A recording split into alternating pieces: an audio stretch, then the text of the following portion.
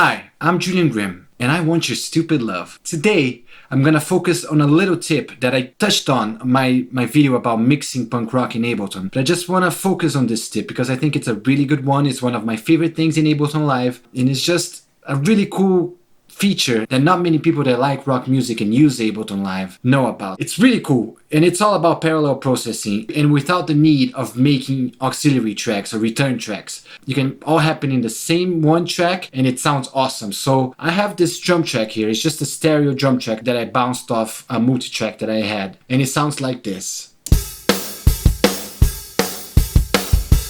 As you can see, sounds fine, there's nothing wrong with it, but what most people use on drum tracks to make it sound a little bit more lively, roomy, just glue everything together a bit more is parallel processing, specifically parallel compression. So the best way to do this in live, at least for me, it's using the best plugin they have, which is the Audio Effect Rack.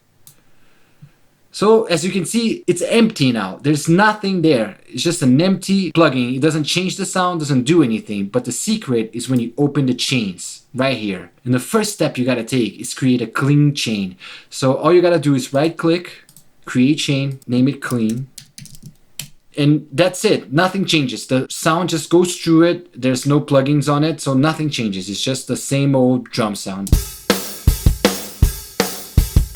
But the cool thing now is that you can drag any plugin that you want, Ableton plugins or third-party plugins, into another chain and have both at the same time affecting the sound in parallel but in the same track. So to keep everything Ableton friendly, I'm just going to use their glue compressor, which is a simulation of the SSL bus compressor that a lot of people used on drums back in the day. So just drag under the other chain, you name it para comp, and as you can see now, you have individual controls for each chain. So if you want to get crazy, you can pen them, you can solo them to just listen to just one, you can mute them, but let's solo the parallel one and just go nuts on this compression. Let's compress the hell out of these drums. So attack very fast, release on auto, because I don't give a fuck. I'm an auto kind of guy. I'm joking. Sometimes I set my release.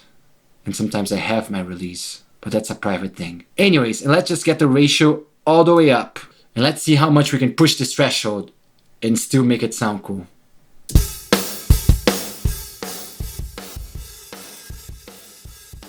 I'm just gonna go nuts so you guys can hear it. So I'm pushing the threshold like crazy. And another cool trick about the glue compressor is that you can first of all right click it and have the oversampling on. That makes it sound a little bit better.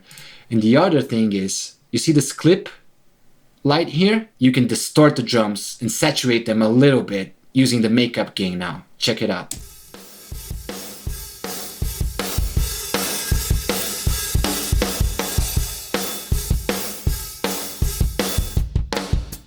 Pushed it all the way up, not clipping. What do? You drag an utility before it and you put it louder.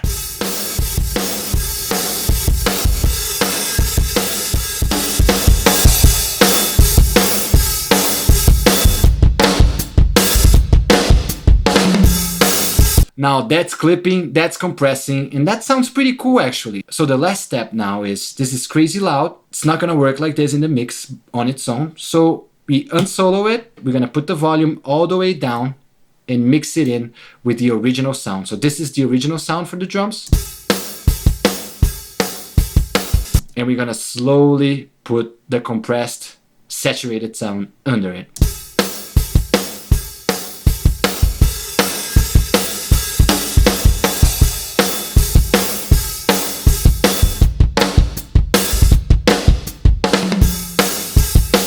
So that might be a little bit more than I would usually put under the normal track, but I just want you guys to be able to listen to it. So again, I'm gonna mute it and unmute it so you guys can see the difference with and without the parallel compression.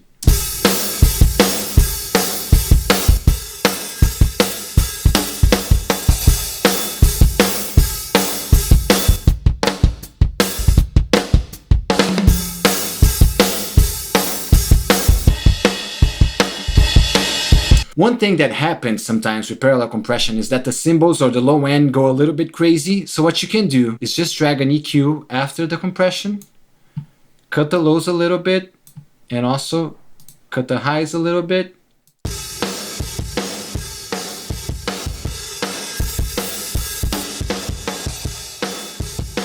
See, that sounds much better. And now you can put everything back together.